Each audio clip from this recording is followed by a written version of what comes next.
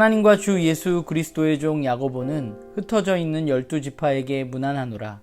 내 형제들아, 너희가 여러가지 시험을 당하거든 온전히 기쁘게 여기라. 이는 너희 믿음의 시련이 인내를 만들어내는 줄 너희가 알미라. 인내를 온전히 이루라. 이는 너희로 온전하고 구비하여 조금도 부족함이 없게 하려 함이라. 너희 중에 누구든지 지혜가 부족하거든 모든 사람에게 후히 주시고 꾸짖지 아니하시는 하나님께 구하라. 그리하면 주시리라. 오직 믿음으로 구하고 조금도 의심하지 말라. 의심하는 자는 마치 바람에 밀려 요동하는 바다 물결 같으니 이런 사람은 무엇이든지 주께 얻기를 생각하지 말라. 두 마음을 품어 모든 일에 정함이 없는 자로다. 낮은 형제는 자기 높음을 자랑하고 부한 자는 자기의 낮아짐을 자랑할지니 이는 그가 풀의 꽃과 같이 지나감이라.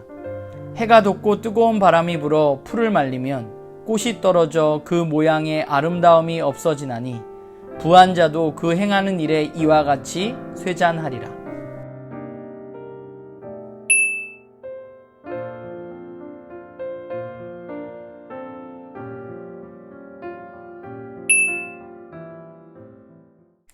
네, 여러분 7월 첫날입니다. 오늘부터 야고보서 말씀 우리 같이 읽을 건데요. 우리 말씀 함께 살펴보도록 합시다. 우리가 잠언이 끝났으니까 다시 한번 문단을 좀 나눠보도록 할게요. 오늘 1절부터 11절까지인데요. 오늘 저는 4개로 나누었는데 좀 짧게 1절은 발신자와 수신자, 그리고 2절부터 4절은 시험에 대한 태도, 그리고 5절부터 8절은 믿음으로 구해야 할 지혜, 그리고 9절부터 11절은 시험의 배경, 이렇게 나누어 보았습니다. 이 편지의 발신자는 야고보로 되어 있습니다. 전우사님의 강의를 들으셨으면 여러분들 아실 텐데 학자마다 이 저자에 대한 의견이 굉장히 분분하고 정확히 누구인지는 알 수 없습니다. 일반적으로 예수님의 형제 야고보로 보기는 하지만 또 거기에 여러 가지 문제점들도 있는 것 같아요. 그리고 이 편지의 수신자는 특정한 교회가 아니라 로마 제국 속에 흩어져 있던 교회들에게 편지하고 있는 거죠. 이 배경에 대해서 좀 더 알고 싶으신 분들은 전우사님의 강의를 들으면 더 좋을 것 같아요.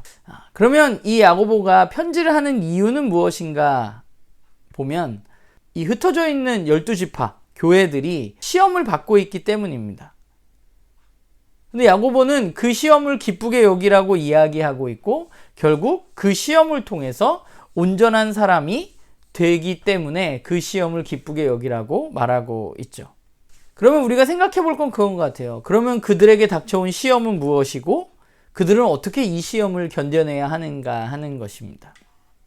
어떻게 시험을 기뻐할 수 있을까? 사실 시험이 온다는 건 힘든 일이잖아요. 어려움, 고난이 온다는 것. 받고 싶지 않은 게 시험인데요. 그런데 야고보는 시험을 기쁘게 여기라고 말하고 있습니다. 왜 기쁘게 여기느냐? 시험을 기쁘게 여길 수 있는 이유는 그 시험을 인내함으로 우리가 온전한 사람으로 자라갈 수 있기 때문에 기뻐하라고 말합니다. 그러면 우리가 온전한 사람으로 자라갈 수 있기 위해서 이 시험을 견뎌야 되는데 어떻게 견뎌낼 수 있는가에 대해서 야고보는 지혜가 필요하다고 말하고 있어요. 지혜가 있다면 이 시험을 견뎌낼 수 있다고 말합니다. 그리고 그 지혜는 어디서 오느냐? 이 지혜는 하나님으로부터 온다고 말하고 있습니다. 그러면서 야고보가 이야기한 하나님은 어떤 분인가 하면 모든 사람들에게 아낌없이 신실하게 베풀어 주시는 분이 바로 하나님이십니다. 그리고 이 사실을 믿어야 합니다. 그러니까 우리가 믿음이라고 할 때 우리는 뭘 믿어야 되냐면 하나님께서 우리의 삶에 아낌없이 주시는 분이라는 사실을 우리는 믿어야 하는 것이죠. 그 사실을 의심해서는 안 됩니다. 그 사실을 의심하게 될 때 어떤 일이 벌어지냐면 우리의 삶이 흔들릴 수 있습니다. 그러면 왜 우리는 잘 믿지 못하느냐? 왜 하나님이 신실하게 우리에게 베풀어 주시는 분임에도 우리가 잘 믿지 못하는가? 야고보는 두 마음 때문이라고 말하고 있어요. 그럼 두 마음은 뭘까요? 8절에 이야기하고 있는데 두 마음은 결국 하나님을 신실하게 믿는 마음과 하나님을 온전히 믿지 못하는 마음입니다.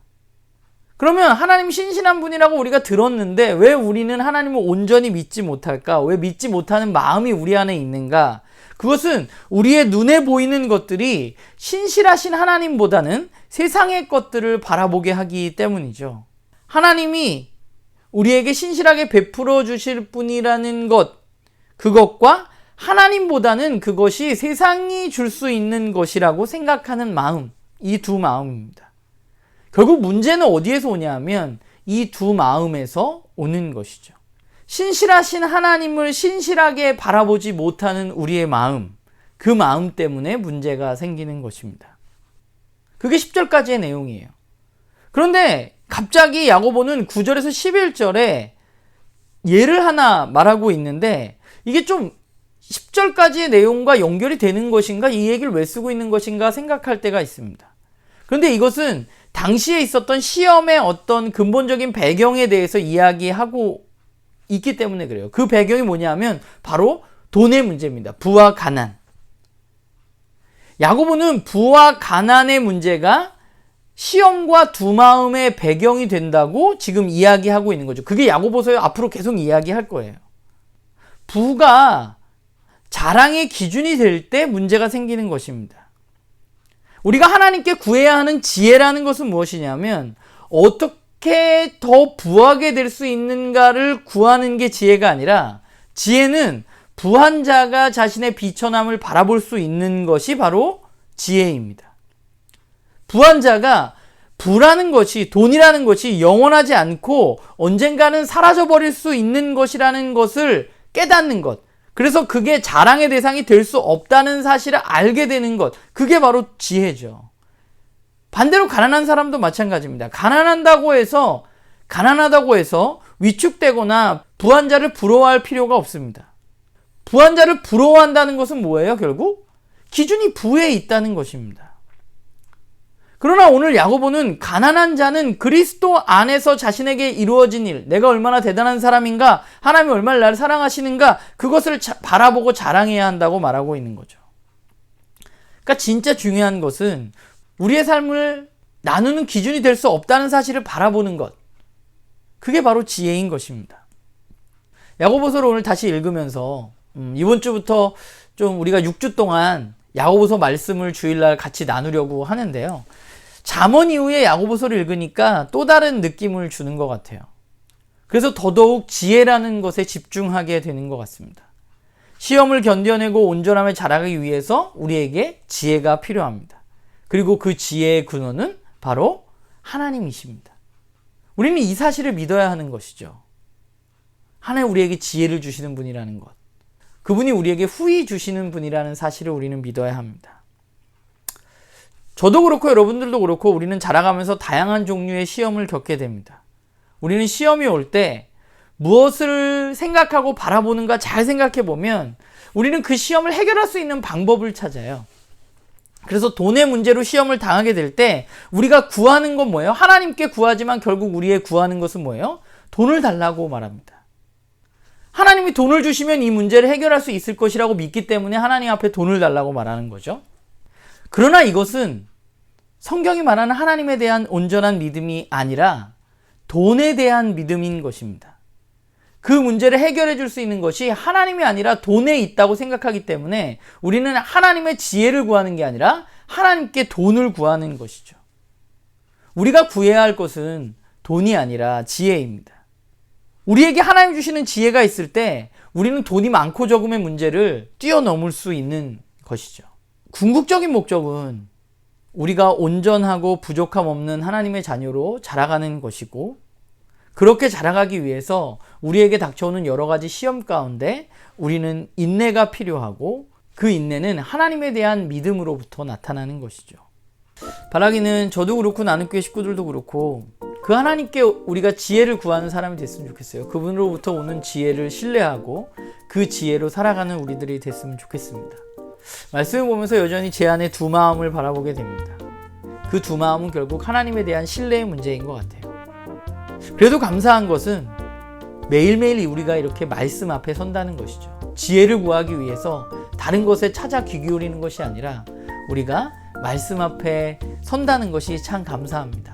그리고 이 말씀 앞에 서는 행위를 통해서, 이 말씀에 머물러 있는 우리의 묵상 시간을 통해서 우리는 하나님으로부터 지혜를 얻을 수 있고 또 우리는 자라갈 수 있는 것이죠. 바라기는 우리가 이 말씀 시간을 좀 귀하게 여기고 주님으로부터 오는 지혜를 구하고 그 지혜로 우리의 삶 가운데 닥쳐오는 여러 가지 어려움과 시련들을 견뎌내서 온전하게 자라가는 그런 저와 여러분이 되기를 간절히 소망합니다.